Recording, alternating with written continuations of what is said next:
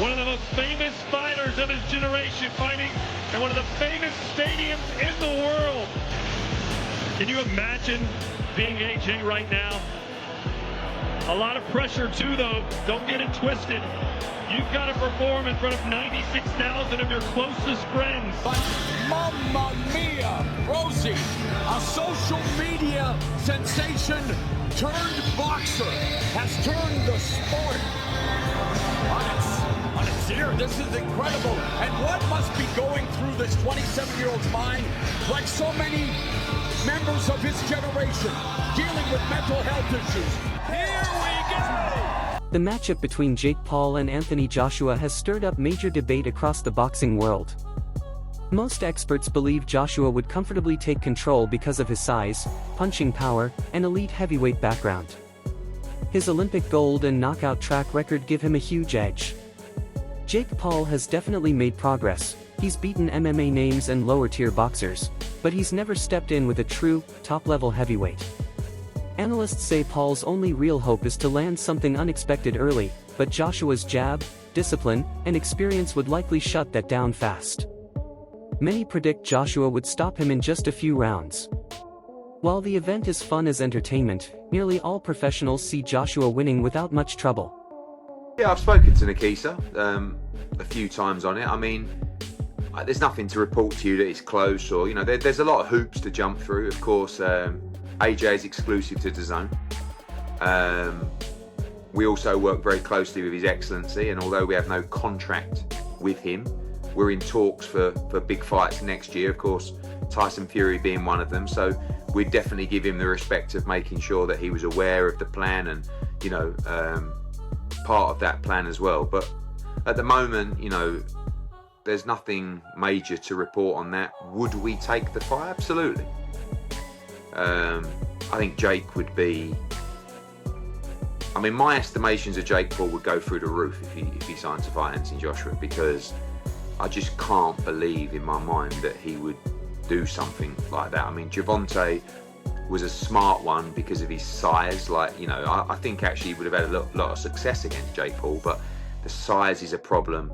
But this would just be, you know, like if Jake Paul was to take the fight with AJ, you'd really have to maybe carry his balls in a wheelbarrow on the ring walk, you know, because that would be, because AJ wouldn't mess around in there, you know. So it would be huge, but nothing to tell you it's close, just a few. Jake Paul vs. Anthony Joshua is now officially locked in for December 19, 2025, at the Casa Center in Miami, with a worldwide broadcast on Netflix. This isn't an exhibition, it's a fully sanctioned professional heavyweight fight under Queensberry rules. That means 8 rounds, 3 minutes each, with 10-ounce gloves.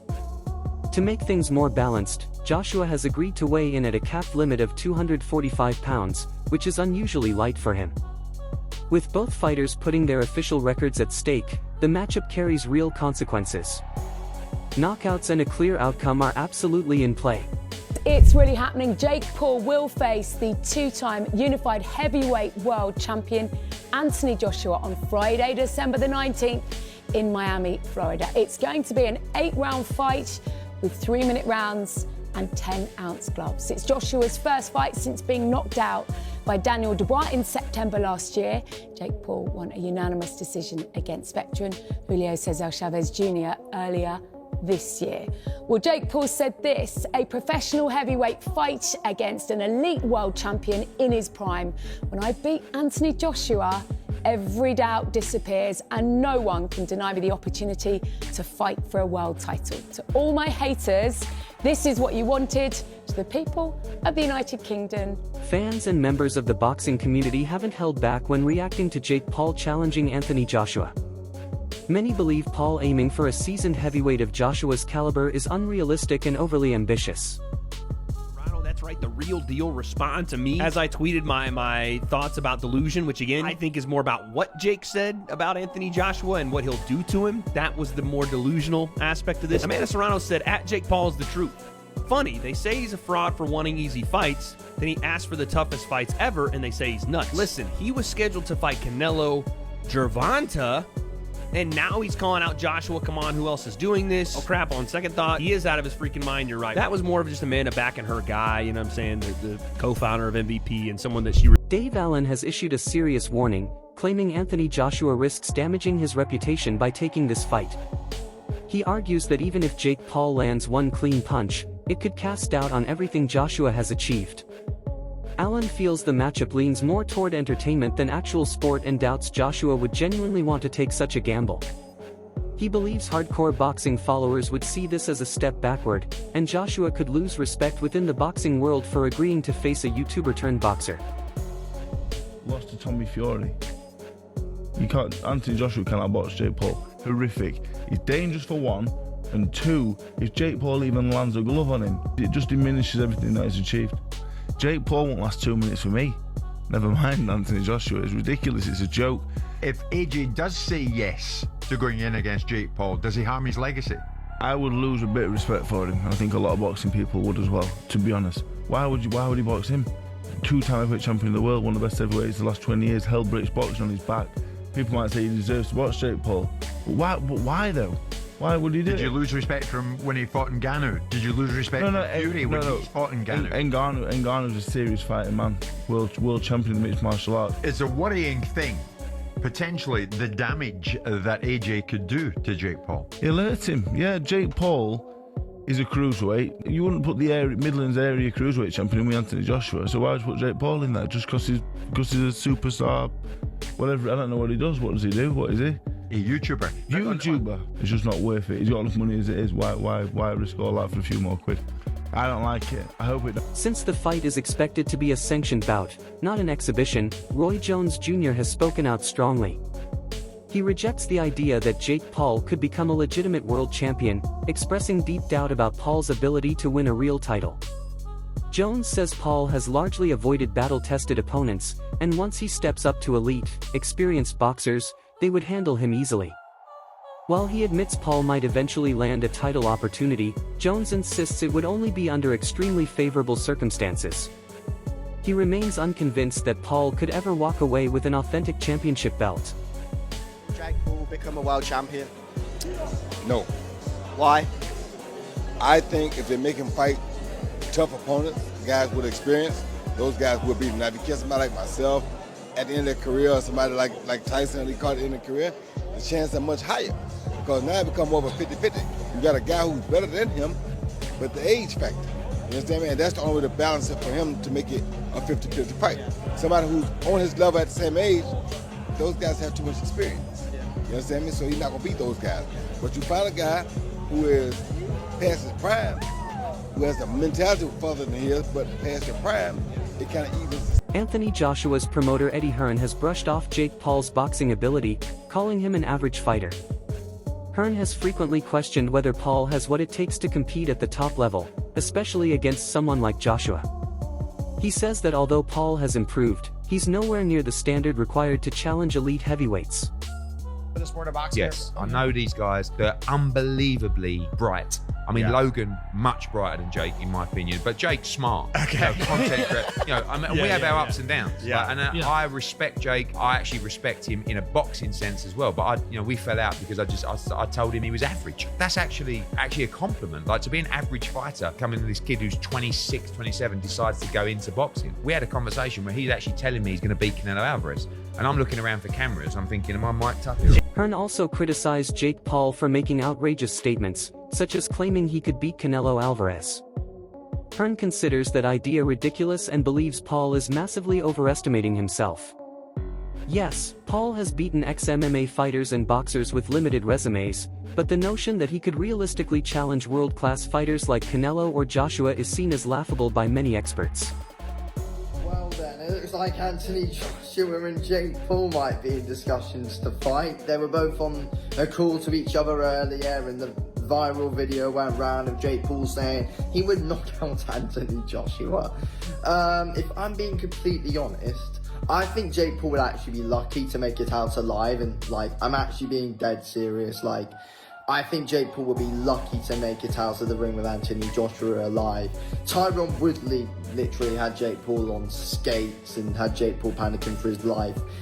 imagine what Anthony Joshua would do. Look at what Joshua did to the last non-boxer he fought in, Francis Ngannou. That is not going to end well for Jake Paul. But look, let's be real here. This fight should never happen. It's an absolute disgrace to the sport if it does. And yeah, there's got to be a lot of backlash if this actually happens, because it's actually probably worse to the sport of boxing than what Fury in Ngannou was when it came around, or, you know, yeah, or Mayweather McGregor. Simon Jordan, former Crystal Palace owner and outspoken boxing commentator, has unleashed a harsh warning toward Jake Paul over the potential Joshua fight. Jordan says the matchup is an insult to the sport, arguing that Paul lacks the skill and legitimacy to face a heavyweight icon like Joshua. He believes this fight damages boxing's credibility and represents everything wrong with modern spectacle bouts. According to Jordan, Paul would be destroyed in the ring, and while it's a reckless risk for Paul, it also harms Joshua's legacy by turning a serious competition into a sideshow event. We're talking about welfare, player welfare, and here's another situation where someone's welfare should be considered in the equation, not his financial welfare, but Jake Paul going into a fight with Anthony Joshua, to me, is absurd. I mean, Anthony Joshua is a legitimate two-time heavyweight champion of the world.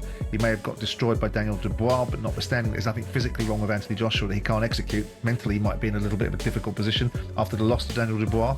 Jake Paul, if this is not going to be, curated into a little dance around exhibition, could find himself in a way of getting seriously hurt here, like Francis Ngannou did. Francis Ngannou was an MMA fighter that got blasted out by Anthony Joshua. A fitter, more focused Anthony Joshua than the version we've got now, possibly. But this, to me, is everything that's wrong with boxing. It's a money play, nothing wrong. I don't begrudge Anthony Joshua getting 50 million quid for an easy night's work. That's fantastic returns. Most people would take it. From the boxing world, Jake Paul is now a professional fighter. Whether we categorise him as a YouTuber or not, he's licensed to fight, which means that the governing body should be suggesting that this is not a fight that possibly they should be looking to sanction. Yeah. But they will, because the sanctioning fees will be enormous. Anthony Joshua will not lose his legacy like some people are suggesting, because no one will remember it in 2 or 3 years' time. If he embarrasses himself in there, they'll remember it. If he goes in and knocks him out in 30 seconds flat, or turns it into a little bit more of a sort of Jake LaMotta raging bull, holding him up for a few rounds and then knocking him out, then people will forgive it. He'll get a big bag of money, which most people in the world would take, and move on. And then we'll see if he fights anybody meaningful in the year. I mean, it is like sport has become. And what I got my head around on Saturday night was the entertainment value of Conor Benn and Chris Eubank. The fighting of itself, I could be all pious about it, but the entertainment industry is so prevalent in sport now. This is entertainment. This is going to have hundreds of millions of people watching it. Of course. And Anthony Joshua gets paid, and Jake Paul hopefully gets flattened. Simon, I know the money's there, but does ultimately boxing get damaged? Well, I think so. But I think boxing damages itself left, right and centre. But I think the reputability and the credibility of some of these boxing sanctioning bodies is poor anyway. But I think it does get damaged. Even if it's an exhibition fight, which it might well be. Well, then what's the jeopardy in that? If it's an exhibition fight, which it shouldn't be, if it's a proper fight, then Jake Paul is going to get demolished. David Benavidez has acknowledged that Jake Paul is one of the biggest draws in the sport when it comes to attention and selling fights. While many traditional boxing fans criticize Paul's skill level, Benavidez believes Paul adds excitement and financial opportunities to the boxing scene. What's up, guys? I'm Trisha DeWong, and I'm here with David Benavidez. What are you looking forward to the most tonight at Bare Knuckle? Honestly, this is my first time being at a Bare Knuckle fight, and it's already started amazing. And I'm just here to come to see the gore, the blood, and all that, so it's been living up tonight. I want to ask you about Jake Paul wanting to fight Anthony Joshua. What are your thoughts on that? I think it's a good fight. If they can make it happen, then let's do it. You know what I mean? Jake Paul is a big household name. Anthony Joshua, needless to say, he's one of the greatest champions of boxing. So if they can get it done, that'll be a huge fight for boxing. And I said, let's do it. You were in the talks to fight the ball. What are your thoughts on that? Is it in the works? When is it happening? So right now we're trying to negotiate the fight. It might be in the works for September, but we don't know. You know, everything in boxing is not 100%. So we're just going to keep trying to negotiate the fight. And if it doesn't happen, it doesn't happen. But that's the one. Veteran heavyweight Derek Chisora has blasted the idea of Jake Paul receiving a WBC ranking, calling it a slap in the face to real boxers. Chisora argued that true fighters spend years grinding their way through the rankings, while Paul, who has faced non-ranked or past their prime opponents, would be elevated simply because of his fame. He accused WBC President Mauricio Suleiman of sacrificing credibility for cash, saying, "That is a disgrace to boxing." That is unfair. Chisora insists rankings should be earned in the ring, not handed out for clicks or promotion. BBC have said they're going to give a cruiserweight ranking to the winner of this fight. Do you think they deserve one? I don't think so. I don't know why. It's hard enough for real athletes, for real boxers, to get those rankings, and then suddenly this Solomon Sousa decides to give double ranking because he's getting some greens in his, in his back pocket. No, that is. So what do you think? Is Jake Paul calling out Anthony Joshua a clever strategic move, or a massive, career-threatening gamble?